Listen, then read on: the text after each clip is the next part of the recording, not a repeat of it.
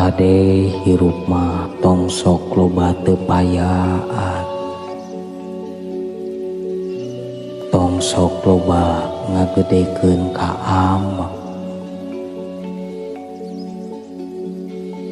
sakalieun dipapagahan nu alus ku batur teu daek narima, malahan sok biji rasa amek jeung aral, nepi ka sok biji rasa aing panghadena, nepi ka sok biji rasa aing pangjagona,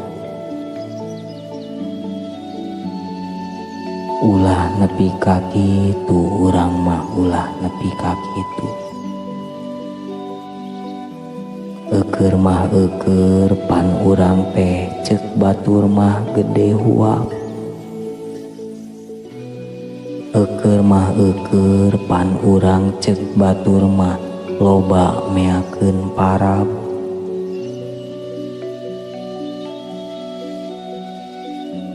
Najan sok loba digurah geureuh ku batur,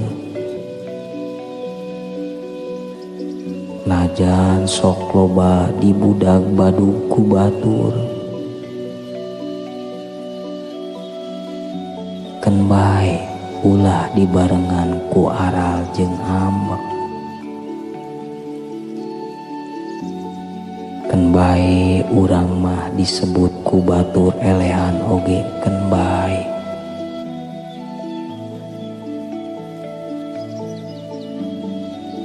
Urang kudu loba narimakeun,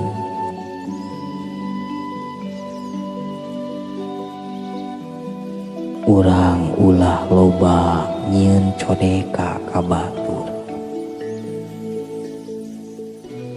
Angguran mah kumaha carana urang loba nyieun kaalusan ka batur,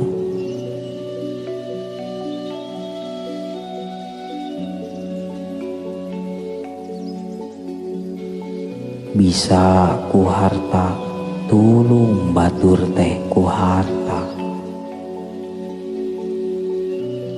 bisa ku tanaga tulung batur teh ku tanaga, atuh teu bisa duanana tulung batur teh ku doa.